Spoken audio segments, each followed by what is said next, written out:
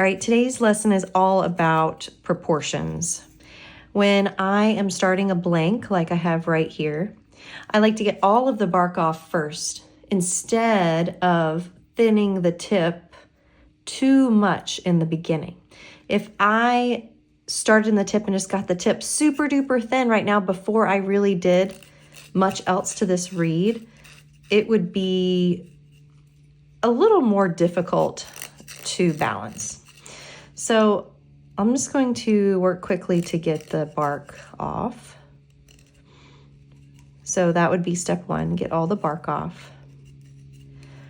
And I like to go side to side to really make sure things are balanced and symmetrical and proportionate. Work right there. Good. And then I just quickly do this because I know I'm going to be taking more off later. But I always test for flexibility as I do this. And, you know, one thing too, you want to make sure you're taking enough off in the beginning before you even clip it open. Like this yellowish stuff right underneath the bark, that's really the underbark. So you have to remove that as well. Whoops, got a little nick there. It's okay. All right. So you have to remove that as well, because if you clip it open and you haven't taken enough off, it's not going to make any sound at all. You'll have to really push to get any sort of vibration out.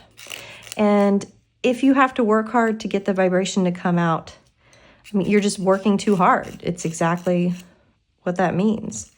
So I feel the vibrations should come out super easily when you clip it open. And then, you know, if you're getting vibrations from the beginning, it's much more enjoyable to work on the reed. So, okay, just making sure. And then I'm just gonna set my back a little bit before we go to this next step. I like to thin just slightly in the back to help set up the structure. And just say, okay, that's where it is. Each side of the spine. You can tell right here, I don't know how clear it is on the video, but it's got a little bit of the underbark right in the middle of the heart. So it might look like I'm doing something drastic, but really I'm just getting the bark off. Okay, so here's where we are. We've scraped the bark off the reed. Hasn't been clipped open yet or anything. And test for flexibility. It's got some decent flexibility. Not too much, but it's got a little give. If it's too much, I mean, we don't want it to be mushy, but it has to give a little bit all the way down to have the flexibility we need. Okay. Now from here, this is where I think people tend to go one direction or the other. For me, like I said, I like it to vibrate as soon as you clip it open. So I'm going to take a little more off in the heart and the tip together. And when I'm saying the heart, I don't mean the middle of the heart. We really want to try to keep that thicker, but the sides of the heart, just the sides of the heart and the tip, that's primarily where the vibrations come in.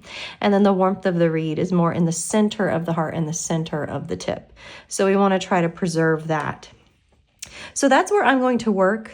One common thing I see a lot is, because we hear all the time, the tip has to be super thin, super thin, super thin, which is true. Really, the tip does. It's very thin at the top, but sometimes I think we take too much. And a lot of that is because we take too much out of the tip too soon. If you, from this stage, if you were to clip it open and exclusively work in the tip and get it super duper thin and not really go into the heart at all, it's gonna be very bright sounding because the vibrations aren't going into the middle of the reed. And it's probably gonna be hard. And you're like, why is my reed hard? Because my tip is so thin. Well, that's because it's getting stuck. It's hitting this huge wall of cane because we haven't created a nice slope into the heart. So my goal and my challenge for you is to just really work the tip and the heart more than you think you need to before you clip it open. Get a nice slope so that when you gently press on the tip and the heart together, that it will flex nicely. And so then when you clip it open, like that, you'll look in the tip. Okay. And then just work the tip. So I'm not drawing a line or anything yet. I'm just still creating slopes. I'm working on the edges of the tip and the edge, or the sides, shall I say, not the edge, the sides of the tip and the sides of the heart.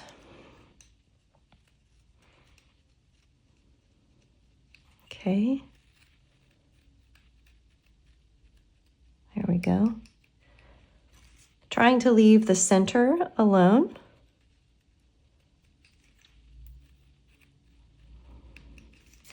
And yes, we want our heart to be the thickest part of the reed, but that doesn't mean we need to leave it unflexible.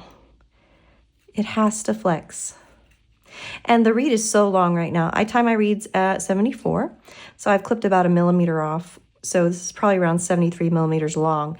So I'm not going to really worry too much about taking these itty bitty strokes towards the top because I know I'm going to be clipping a good chunk of this off. But I'm not clipping it off yet because I want to build this nice slope into the reed, and it's easier to do that when it's longer than clipping it short right away. It also gives you room for error in case you mess up, in case you take a little sliver out of the tip, a little corner off. Because no matter how long you've been making reeds, every now and then that still happens. It's okay. It's normal. All right, so we should have kind of it should be very vibrant right now. I mean, it's very long, so I expect it to be. Yeah, it's pretty vibrant. So let's give it and that's what we want, because then you clip it 1 millimeter. I always clip about 1 millimeter at a time when I'm starting. And it'll cancel out some of those vibrations, and then we do the same thing. Let's see. Also check the opening, the closure.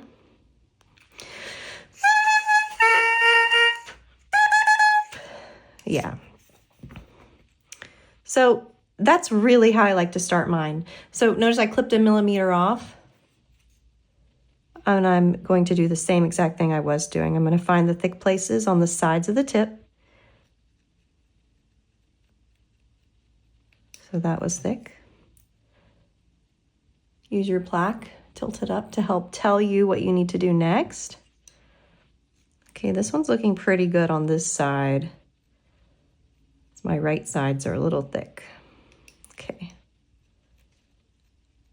At this point, I don't really think I need to take anything else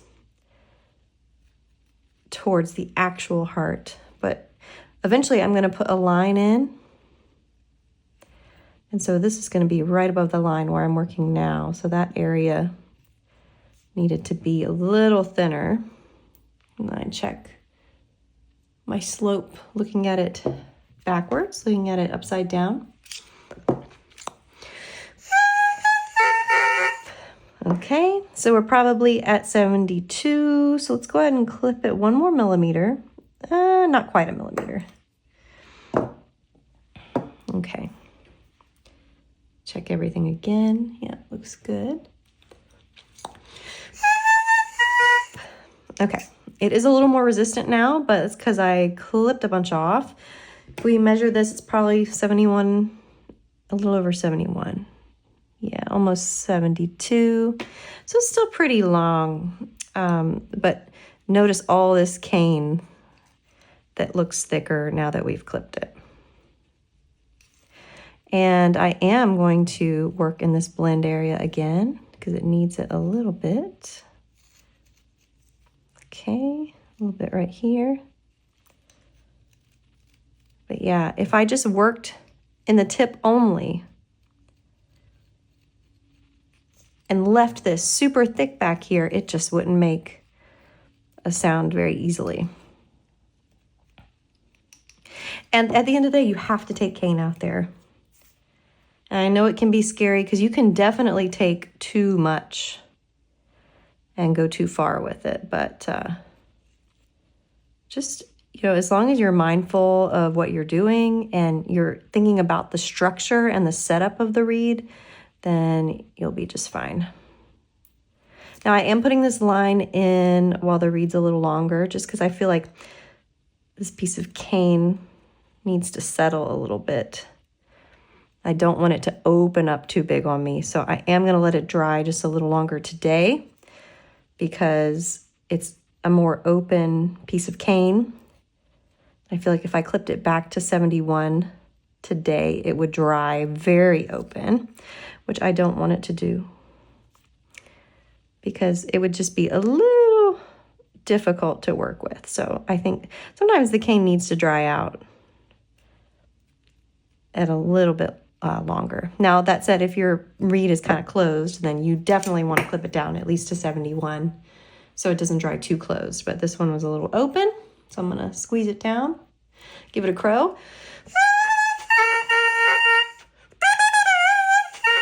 I could definitely clip it now. Okay, I am going to clip it just a little bit, but I'm not going to clip it all the way to 71, maybe 71 and a half. There we go. Yeah, so it would play right now for sure. But let's let it dry and come back to it later. So I hope this little demonstration was helpful. And if you'd like a more detailed guide of how I did this, I did put together a step-by-step rough scrape guide is what I call it. And it takes you through all of everything I did with pictures and dimensions and things like that. So check it out in the description box below, and I'll see you next time.